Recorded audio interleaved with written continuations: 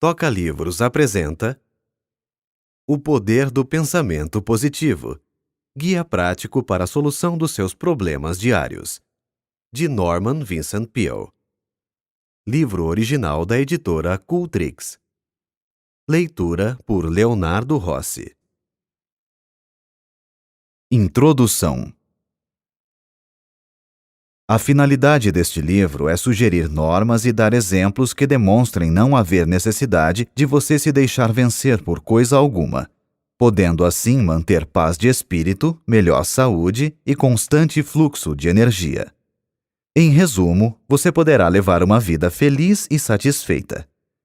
Disso não tenho dúvida alguma, pois tenho observado inúmeras pessoas aprenderem e seguirem uma norma de conduta simples que lhes tem proporcionado em suas vidas os benefícios acima. Tais asserções, que poderão parecer extravagantes, baseiam-se em demonstrações observadas na experiência humana.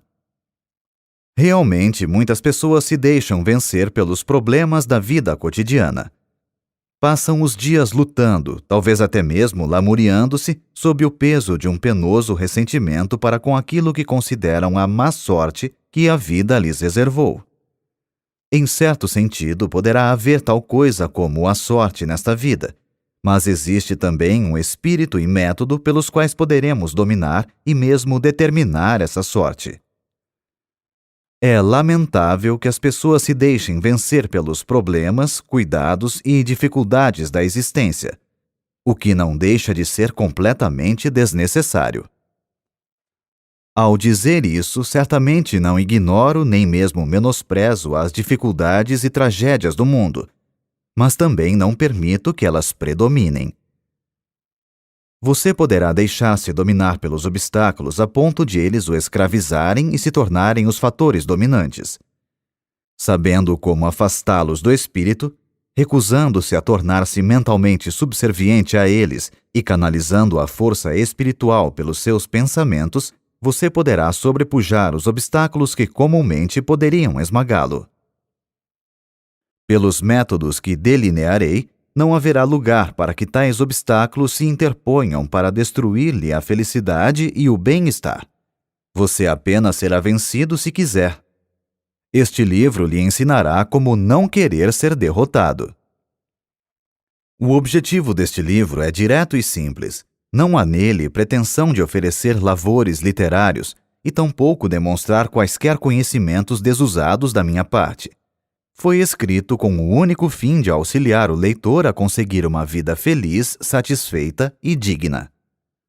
Creio inteira e entusiasticamente em certos princípios realmente eficientes, que, se praticados, proporcionarão uma vida vitoriosa. É meu alvo expô-lo neste volume de uma maneira lógica, simples e compreensível, a fim de que o leitor possa aprender um método prático pelo qual chegue a construir para si, com a ajuda de Deus, a espécie de vida que deseja no âmago de seu coração. Se você ler este livro com profunda atenção, absorvendo cuidadosamente os seus ensinamentos, e se praticar sincera e persistentemente os princípios e fórmulas nele expostos, irá experimentar extraordinária melhora em si mesmo. Usando a técnica nele delineada, poderá alterar ou modificar por completo as circunstâncias em que agora vive, passando a dominá-las ao invés de ser dominado por elas. Suas relações com as outras pessoas tornar-se-ão melhores. Você será bem-quisto. Apoderando-se de tais princípios, gozará uma nova e agradável sensação de bem-estar. Poderá atingir um grau de saúde que até então desconhecia e experimentar novo e inefável prazer na vida. Tornar-se-á uma pessoa mais útil e verá expandir a força de sua influência. Como posso ter tanta certeza de que a prática desses princípios produzirá tais resultados? É muito simples. Durante muitos anos, na igreja do Colégio de Mármore da cidade de Nova York, ensinamos um sistema de vida criadora baseado numa técnica espiritual, anotando cuidadosamente sua atuação na vida de centenas de pessoas. O que faço não é uma série especulativa de asserções extravagantes, pois tais princípios operaram de modo tão eficiente durante tão grande período de tempo que se encontram agora firmemente estabelecidos como uma verdade documentada e demonstrável. O sistema delineado é um método aperfeiçoado, realmente extraordinário, para se viver feliz. Em meus trabalhos escritos, inclusive vários livros, em meus artigos que semanalmente aparecem em quase 100 de jornais, no programa para as estações de rádio que venho fazendo há mais de 17 anos, em nossa revista, o Guideposts, e nas palestras em dezenas de cidades, tenho ensinado esses mesmos princípios científicos, porém simples, para se obter a saúde e a felicidade. Centenas de pessoas os têm lido, escutado e praticado, e os resultados têm sido invariavelmente os mesmos: vida nova, nova energia, aumento de eficiência e maior felicidade. Como muitas pessoas me pediram que pusesse esses princípios em forma de livro, o que seria melhor para estudar e praticar, resolvi então publicar esse novo volume, sob o título de O Poder do Pensamento Positivo. Desnecessário acentuar que os poderosos princípios aqui contidos não são inventados por mim. São nos dados pelo maior mestre que já viveu e ainda vive. Este livro ensina a religião aplicada. É um sistema científico de técnica prática para se viver feliz e que surte efeito. Norman Vincent Peale. Você acabou de ouvir o trailer. Agora fique com o começo deste audiolivro. Capítulo 1. Tenha confiança em si mesmo. Tenha confiança em si mesmo. Tenha confiança em suas aptidões. Sem uma confiança simples, porém sólida em sua própria força, você não poderá ser coroado de êxito nem ser feliz. Terá, porém, sucesso se tiver a necessária confiança em si mesmo. A sensação de inferioridade e de inaptidão costuma intervir na materialização de nossas esperanças. Mas se tivermos confiança em nós mesmos, atingiremos nossos objetivos. Dada a importância dessa atitude mental, este livro auxiliará você a ter fé e a libertar a sua força interior. É contristador notar o número de pessoas que se veem prejudicadas e infelizes em virtude desse mal que popularmente se designa por complexo de inferioridade. Mas você não tem necessidade alguma de saber desse mal. Você pode vencê-lo mediante certas medidas, podendo desenvolver em si mesmo uma fé criadora, uma fé que justifica. Após falar perante uma convenção de homens de negócios no auditório de uma cidade, estava eu ainda no palco cumprimentando algumas pessoas quando se acercou de mim um homem presa de viva emoção. Perguntou-me se podia falar comigo a respeito de uma questão importante que o atormentava. Pedi-lhe que esperasse até que todos saíssem. Quando isso se deu, fomos sentar-nos nos bastidores do palco. Estou nessa cidade para tratar de um negócio mais importante da minha vida, explicou. Se eu for bem-sucedido, será a minha felicidade. Se fracassar, serei um desgraçado. Sugeri-lhe que se acalmasse um pouco e não encarasse a questão sob um aspecto assim tão desanimador. Se fosse coroado de êxito, seria naturalmente esplêndido. Se não o fosse, bem, começaria novamente a vida. Falta-me confiança em mim mesmo, murmurou ele com desalento. Não tenho confiança em mim, nem creio que possa adquiri-la. Sinto-me deprimido, completamente sem coragem. Realmente, lamentou, sinto-me prestes a naufragar e dizer que estou com 40 anos de idade.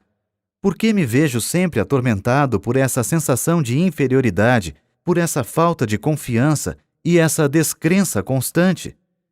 Ouvi sua conferência esta noite, o que o senhor falou sobre o poder do pensamento positivo, e desejo perguntar-lhe como poderei adquirir essa confiança em mim mesmo. Há certas medidas a tomar, respondi. Em primeiro lugar, é importante descobrir por que tem essa sensação de que não tem poder algum. Isso requer análise e levará tempo. Devemos sondar os males de nossa vida emotiva, do mesmo modo que o faz um médico ao procurar descobrir algo que fisicamente esteja mal. Não se pode fazer isso imediatamente nessa nossa curta entrevista de hoje. Talvez o seu caso exija certo tratamento para que se possa conseguir uma solução permanente.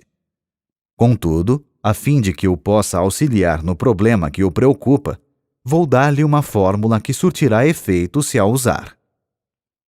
Quando estiver na rua, sugiro que repita certas palavras que lhe vou dar. Diga-as várias vezes depois de se deitar. Quando acordar amanhã cedo, repita-as 3 vezes antes de se levantar.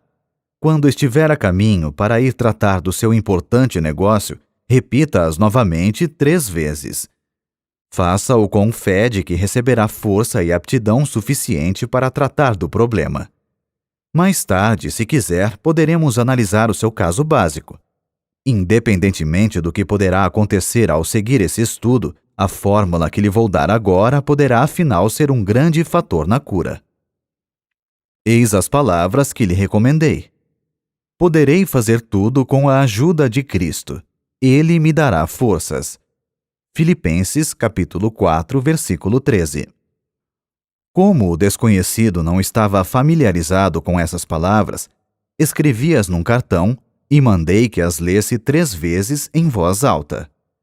Agora siga esse conselho. Tenho certeza de que tudo correrá bem.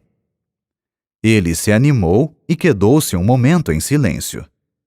Disse depois, muito comovido: "Está bem, doutor." Vi-o empertigar-se e mergulhar nas sombras da noite. Sua figura, a princípio desconsolada, parecia demonstrar agora, na maneira pela qual saiu, que a fé já estava operando no seu espírito.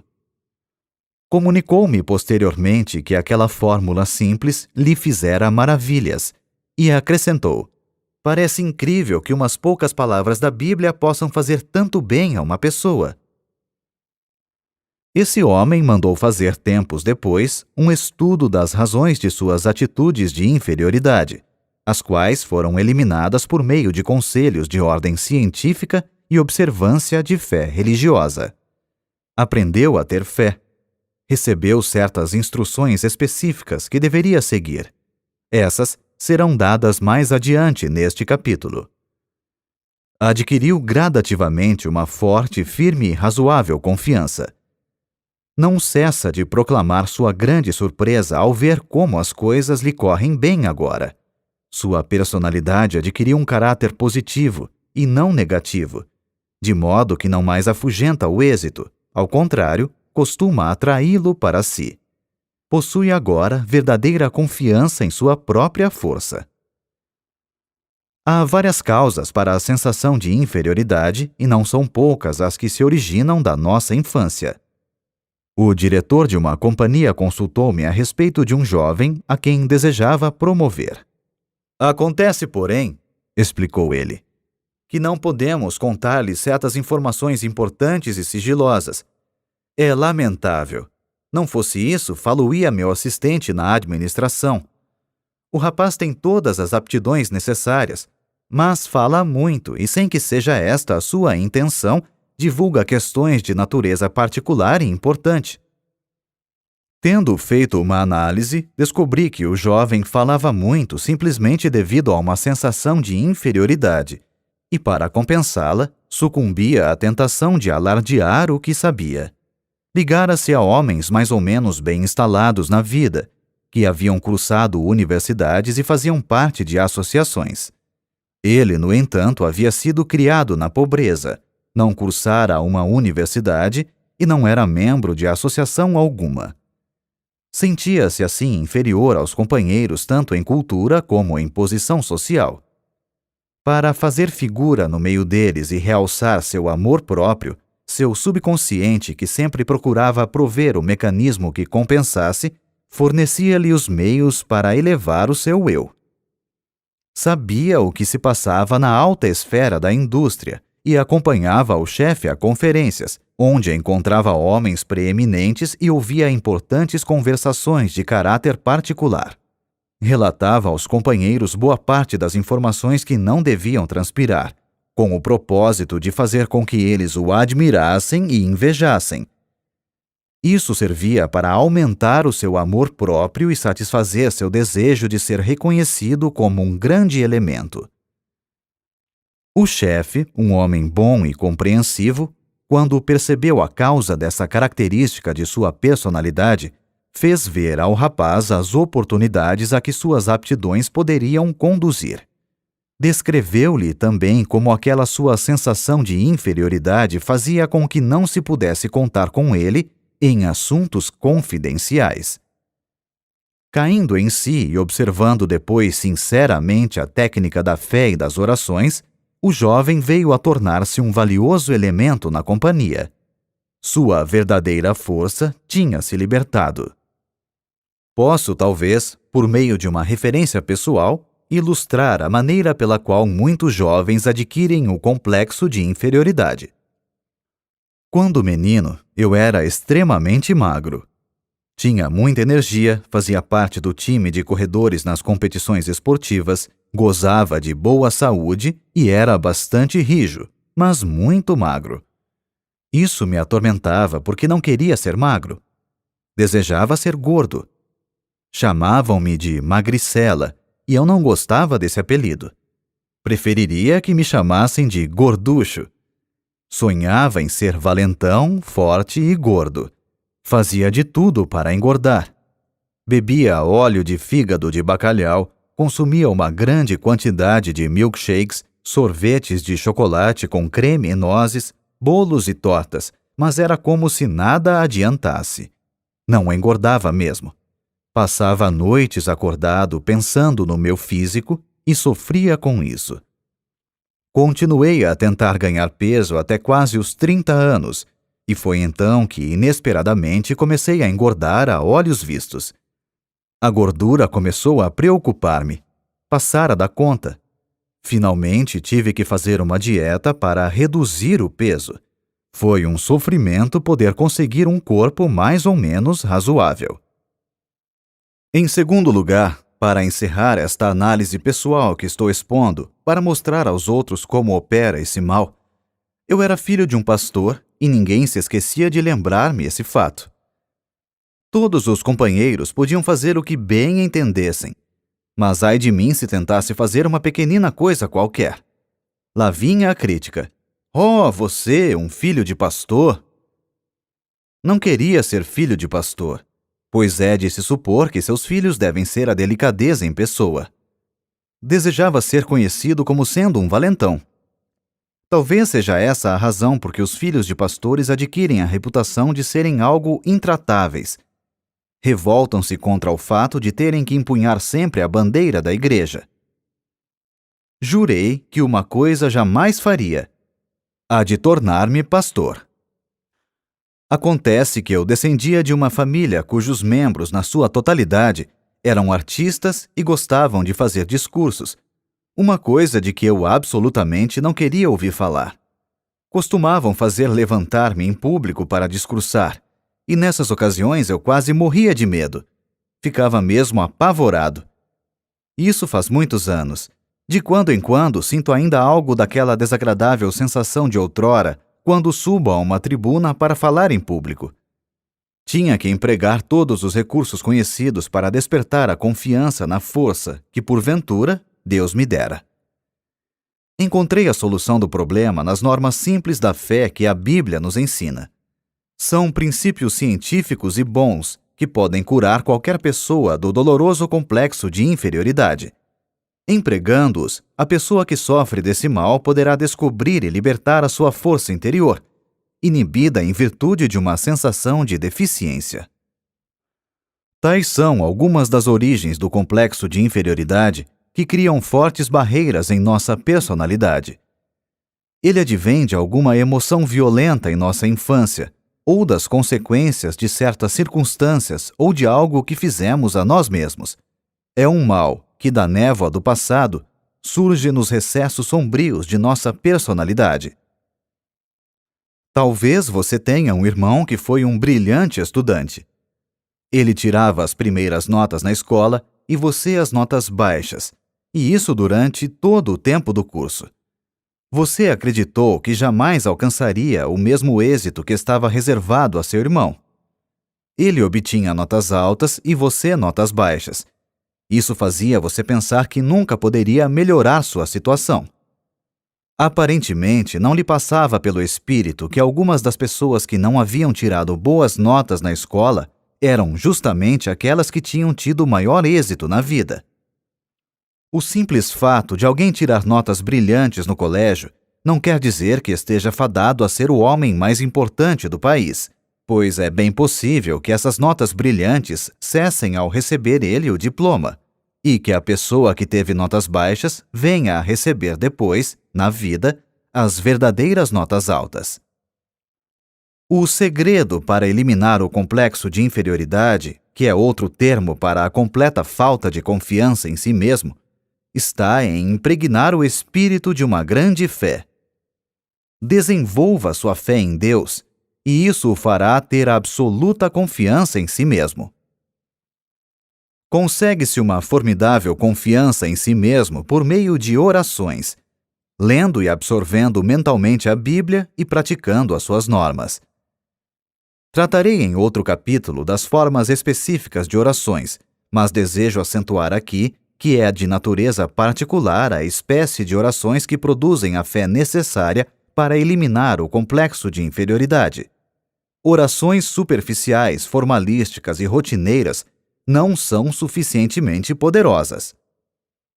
Perguntaram a uma excelente senhora negra, cozinheira de uns amigos que tenho no Texas, como conseguiria vencer as suas dificuldades. Ela respondeu que os pequenos problemas podiam ser resolvidos por meio de orações comuns, mas que quando havia um problema muito grave, tornava-se então necessário muitas orações. Um dos meus mais interessantes amigos foi o finado Harlow B. Andrews, de Siracusa, Nova York, um dos melhores homens de negócios e um dos mais competentes peritos espirituais que até então conheci. Declarou ele que o mal da maioria das orações está no fato de não serem cumpridas. Aprenda a fazer orações cumpridas para que possa, com fé, chegar a um resultado. Deus avaliará a pessoa de acordo com a magnitude de suas orações. Sem dúvida, ele tinha razão, pois dizem as Escrituras: de acordo com a tua fé é que receberás. Mateus capítulo 9, versículo 29. Portanto, quanto maior o problema, tanto maior a oração. O cantor Roland Hayes citou-me uma frase do avô, um homem que não teve a educação que o neto recebeu, porém, cuja sabedoria natural era evidentemente sólida. O mal de muitas orações é de não virem do fundo do coração. Aprofunde-se em suas dúvidas, temores e inferioridades. Ore muito, faça muitas orações, fazendo-as brotar do íntimo de seu coração, e conquistará uma vital e forte confiança em si mesmo. Procure um competente conselheiro espiritual e deixe-o ensinar-lhe como ter fé. A capacidade de possuir e utilizar a fé e de conseguir a libertação da força que ela proporciona é uma habilidade que, como qualquer outra, deve ser estudada e praticada, a fim de se chegar à perfeição. No fim deste capítulo, há uma lista de 10 sugestões para se vencer o complexo de inferioridade e desenvolver a fé. Pratique-as diligentemente e elas o auxiliarão a criar confiança em si mesmo, dissipando a sua sensação de inferioridade, por mais profunda que seja. Nesse ponto, desejo frisar que para adquirir essa sensação de confiança, é de grande eficiência a prática de infundir no espírito conceitos encorajadores. Se o seu espírito ficar obcecado por ideias de insegurança e inaptidões, será isso naturalmente devido ao fato de as ter deixado dominar-lhe o pensamento durante um longo período de tempo. É preciso que dê ao espírito outra qualidade de ideias mais positivas, o que conseguirá com repetidas sugestões de pensamentos estimuladores. Nas árduas atividades da vida cotidiana é preciso disciplinar o pensamento se se quer educar novamente o espírito e fazê-lo um gerador de energias. É possível, mesmo em meio aos trabalhos diários, alimentar o espírito com pensamentos estimuladores. Permita-me, leitor, que lhe fale sobre um homem que assim procedia, utilizando-se de um método característico. Numa manhã de rigoroso inverno, ele veio buscar-me no hotel numa cidade do Oeste Central, para levar-me a outra cidade 35 milhas distante, onde eu tinha que fazer uma palestra. Subimos ao automóvel. Ele passou logo a imprimir certa velocidade ao carro, o que achei algo inconveniente, pois a estrada estava escorregadia. Lembrei-lhe de que dispunhamos de bastante tempo e sugeri que moderasse a marcha. "Não se preocupe quando eu estiver guiando", respondeu ele. Eu mesmo costumava sentir muita insegurança, mas acabei dominando-me. Tinha medo de tudo, de andar de automóvel e de avião. Quando alguma pessoa de minha família fazia uma viagem, ficava preocupado até que regressasse. Vivia sempre com a sensação de que ia acontecer alguma coisa, e isso me tornava a vida um sofrimento. Vivia dominado por esse complexo. Não tinha confiança em mim. Esse estado de espírito refletiu-se em meus negócios. As coisas não me corriam muito bem. Mas descobri um plano maravilhoso que me eliminou toda aquela sensação de insegurança. Hoje em dia, tenho confiança em mim e na vida. Era este o plano maravilhoso. Ele apontou para 2 clipes fixados no painel do carro, logo abaixo do para-brisa, e depois tirou do porta-luvas um maço de cartões.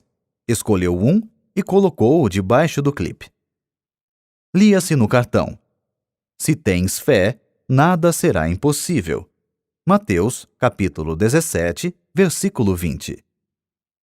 Tirou o cartão e embaralhou com uma só mão os outros cartões, enquanto guiava com a outra. Pegou um ao acaso e colocou-o debaixo do clipe. Dizia o segundo cartão: "Se Deus estiver conosco, quem irá poder estar contra nós?" Romanos, capítulo 8, versículo 31. "Sou caixeiro viajante", explicou ele. "Ando o dia todo de automóvel visitando a freguesia. Descobri que, quando a gente está guiando, toda sorte de pensamentos nos assalta o espírito. Se a qualidade do pensamento é negativa, passa-se o dia todo com ideias negativas, o que é ruim. Era o que acontecia comigo. Quando no automóvel, entre uma visita e outra, costumava pensar coisas pessimistas, sempre com a impressão do medo. E, a propósito, essa era uma das razões por que minhas vendas estavam decrescendo. Mas depois que comecei a usar esses cartões e a decorar suas frases enquanto guio, aprendi a pensar diferentemente. Aquela sensação antiga de insegurança que não me largava desapareceu, por assim dizer. Ao invés de pensar agora em coisas pessimistas, penso em coisas otimistas e encho-me de coragem. É realmente maravilhosa a transformação que esse método operou em mim. Auxilia-me nos negócios também. De fato, como pode uma pessoa esperar fazer uma venda se vai à casa do freguês com a ideia de que não conseguirá vender-lhe coisa alguma? Esse plano usado pelo meu amigo é muito sábio. Imbuindo o espírito com a afirmativa de que Deus está presente e o auxiliará, modificou realmente o processo de seus pensamentos. Deu paradeiro àquela sensação de insegurança que havia muito o dominava. Libertou-se-lhe a poderosa força que nele se achava inibida. Formamos essa sensação de insegurança ou segurança consonante à maneira de pensarmos. Se em nossos pensamentos ficamos sempre na expectativa de horríveis acontecimentos, resultará que ficaremos constantemente presa de uma sensação de insegurança. O que é ainda mais grave, tenderemos a criar, pela força do pensamento, as próprias condições que tememos. Aquele vendedor realmente criou resultados positivos pensando em coisas estimuladoras por meio daquele processo de colocar os cartões diante de si no carro.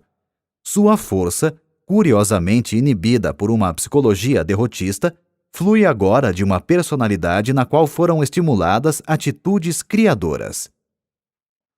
A falta de confiança em si mesmo é aparentemente um dos grandes problemas que atormentam um considerável número de pessoas hoje em dia. Fez-se uma investigação em 600 alunos de cursos de psicologia. Pediu-se-lhes que expusessem os seus mais diferentes problemas pessoais. 75% declararam que não tinham confiança em si. Seguramente é de presumir que essa mesma grande proporção se aplique à população em geral. Encontram-se por toda parte pessoas que intimamente são medrosas, receiam enfrentar a vida, sofrem de uma profunda sensação de incapacidade e insegurança e duvidam de sua própria força. No íntimo de seu ser, não confiam em sua capacidade de arcar com responsabilidades. Com isso, deixam de aproveitar as oportunidades que aparecem. Vivem sempre atormentadas por um vago e sinistro temor de que algo não vai dar certo. Não acreditam que o que desejam ser depende unicamente delas, razão por que procuram contentar-se com algo menos digno do que poderiam conseguir com a sua capacidade. Milhares e milhares de pessoas passam a vida rastejando, vencidas e presas do medo. No entanto, na maioria dos casos, tal negação de força é desnecessária. Os golpes da vida, a acumulação de dificuldades e a multiplicidade de problemas tendem a solapar as energias e a deixar a pessoa gasta e desencorajada. Em tais condições, a verdadeira situação da força se acha muitas vezes obscura, e a pessoa deixa-se vencer pelo desânimo, o que os fatos, aliás, não justificam. É vitalmente essencial avaliar novamente os bens que a nossa personalidade possui. Se o fizermos de modo razoável, constataremos que a nossa situação é menos penosa do que se nos afigura. Um exemplo. Um homem de 52 anos veio consultar-me uma vez. Demonstrava estar completamente desesperado. Disse-me que estava liquidado. Informou-me que havia perdido tudo o que tinha, fruto de toda uma existência de trabalho. Tudo? Perguntei. Tudo. Estou liquidado, repetiu. Não ficou coisa alguma. Perdi tudo. Não há mais esperanças e estou muito velho para recomeçar a vida. Perdi toda a fé em mim. Naturalmente, condoeu-me aquela situação. Mas era evidente que a principal dificuldade era o fato de as pesadas sombras do desespero lhe terem penetrado o espírito, descolorindo-lhe as perspectivas e provocando-lhe uma distorção. Suas verdadeiras energias tinham ficado inibidas com a tortura de seus pensamentos, travando-lhe assim a ação. Mas que tal se pegássemos uma folha de papel e anotássemos os bens que ainda lhe restam? Propus. Não há necessidade, suspirou ele. Não me ficou coisa alguma. Creio que já mencionei isso. Mesmo assim, vamos ver, insisti. Perguntei-lhe depois. Sua esposa ainda está com o senhor? Como? É claro que está. É uma criatura admirável.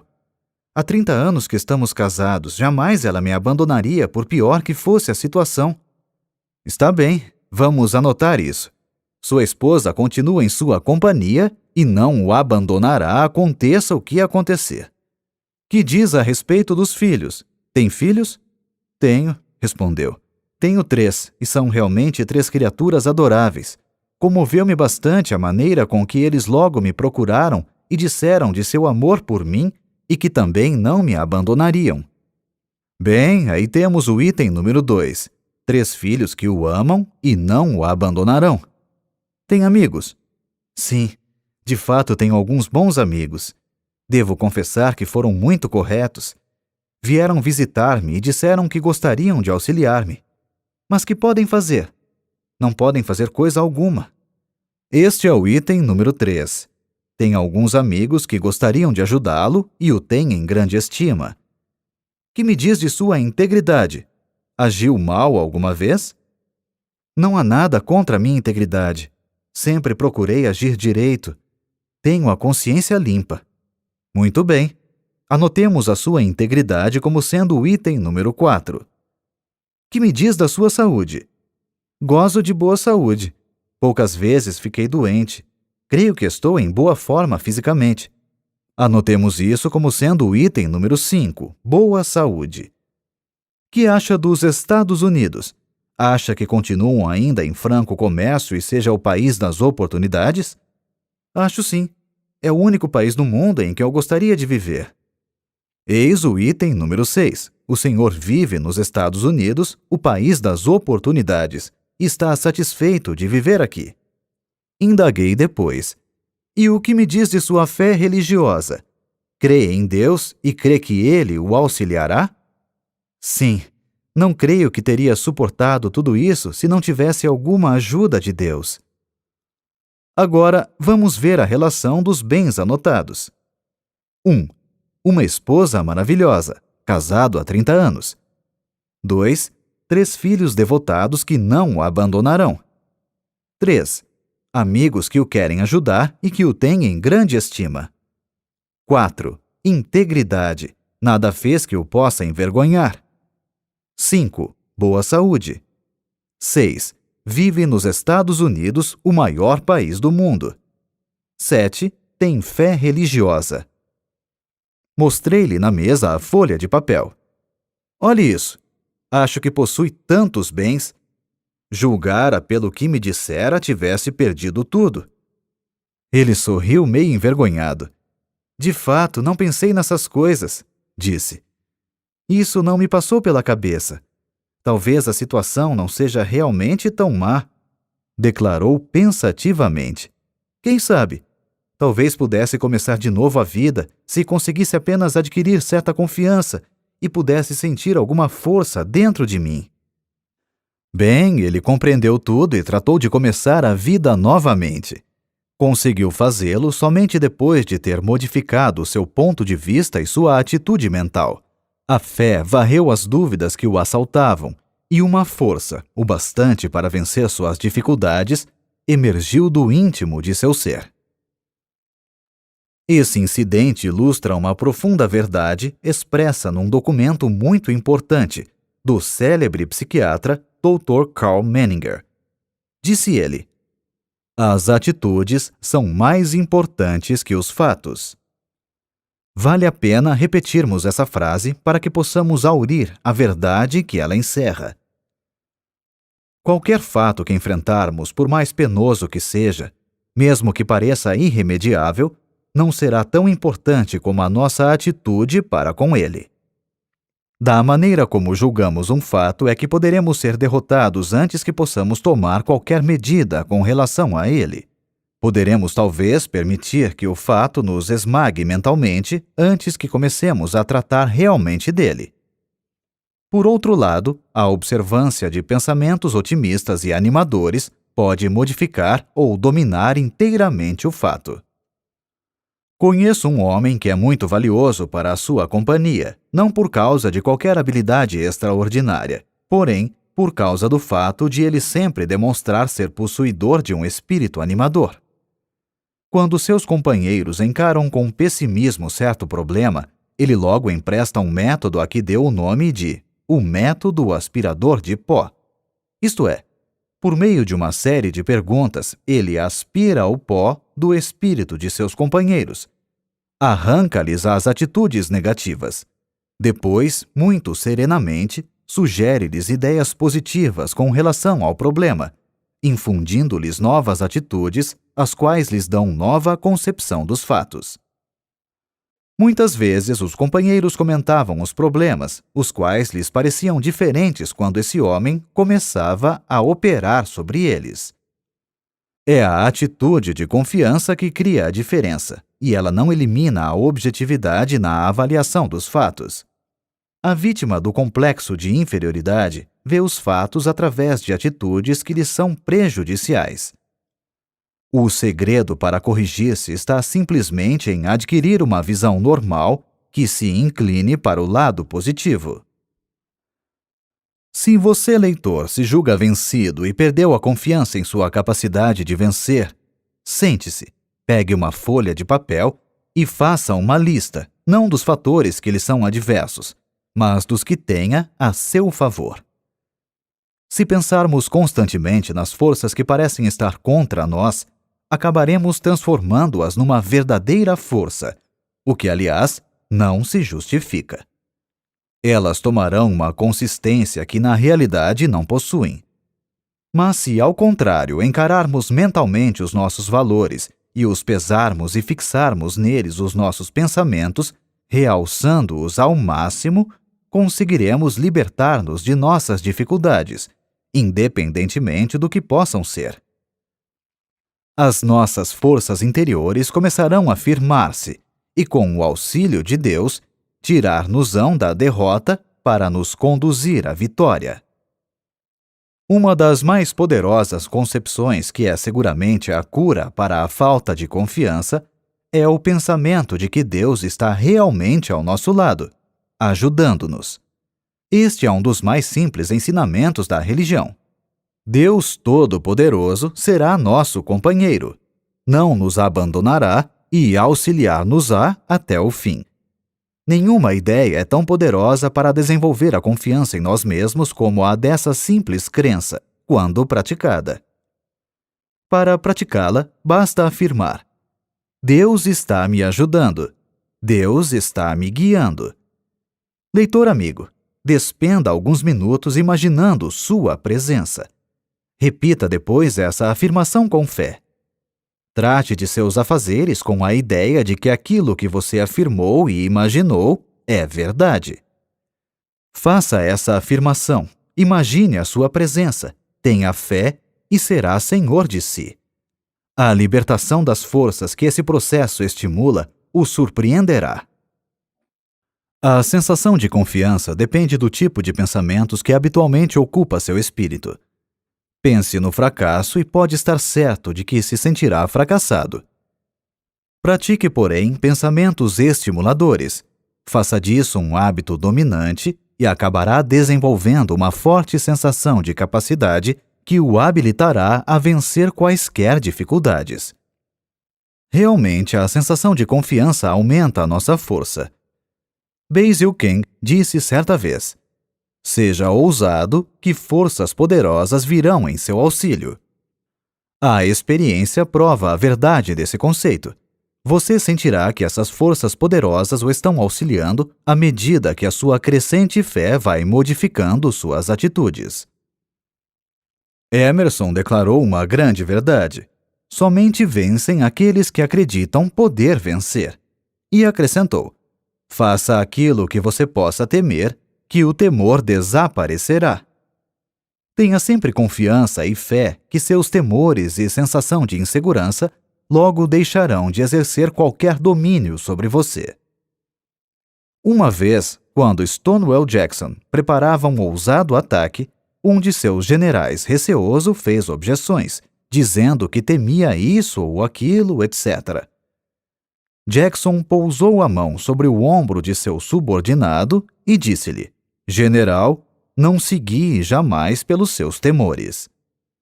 O segredo está em encher o espírito com pensamentos de fé, confiança e segurança. Isso expelirá todos os pensamentos eivados de dúvidas e eliminará a falta de confiança.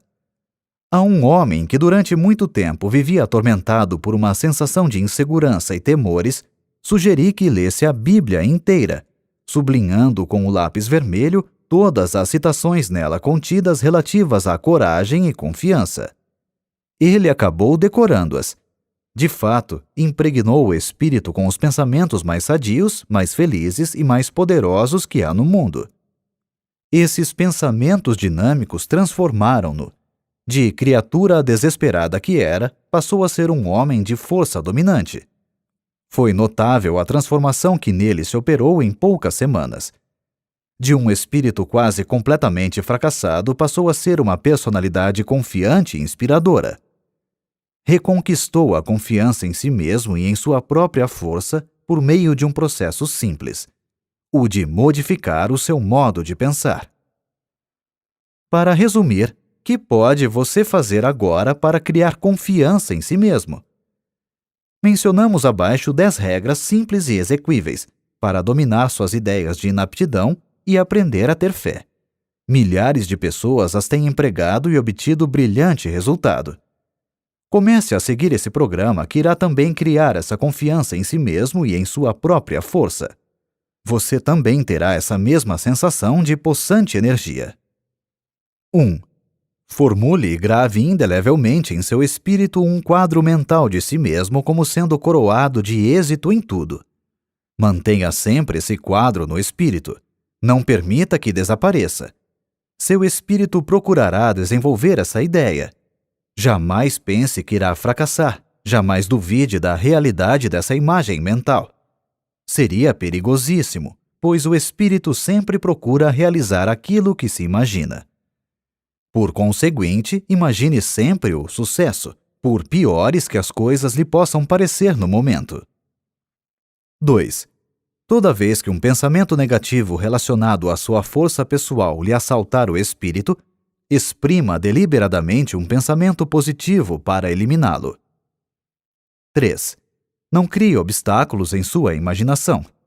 Deprecie todos esses pseudo-obstáculos. Reduza-os ao mínimo.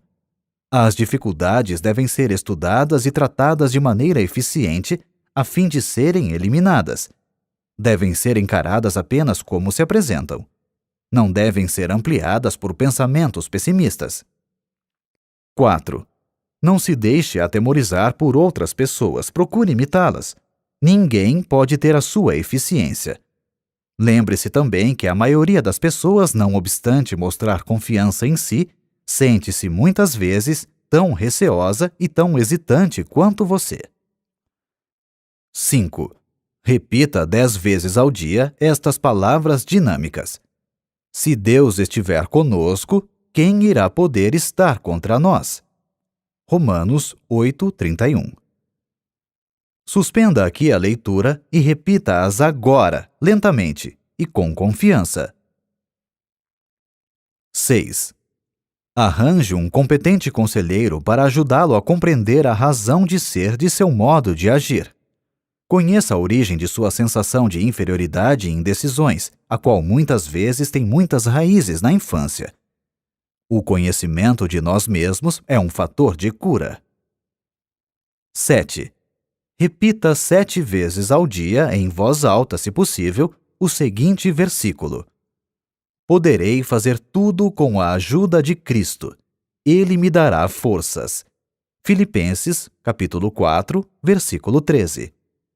Repita-o agora.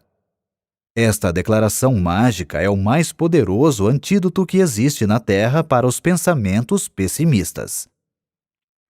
8. Avalie exatamente a sua própria capacidade e dê-lhe depois 10% de acréscimo. Não se torne egoísta. Trate de desenvolver o respeito próprio. Tenha confiança na sua própria força como sendo libertada por Deus. 9. Entregue-se a Deus. Para fazer isso, basta dizer simplesmente: Estou entregue a Deus. Creia depois que está recebendo, nessa ocasião, todas as energias de que necessita. Sinta-as fluindo para dentro de você. Afirme que o reino de Deus está na sua própria alma. Lucas, capítulo 17, versículo 21. Na forma de uma força apropriada para enfrentar a vida. 10. Lembre-se que Deus está com você e que nada poderá vencê-lo. Creia que está agora recebendo dele toda a força necessária. Toca Livros. Baixe o aplicativo e termine essa história conosco.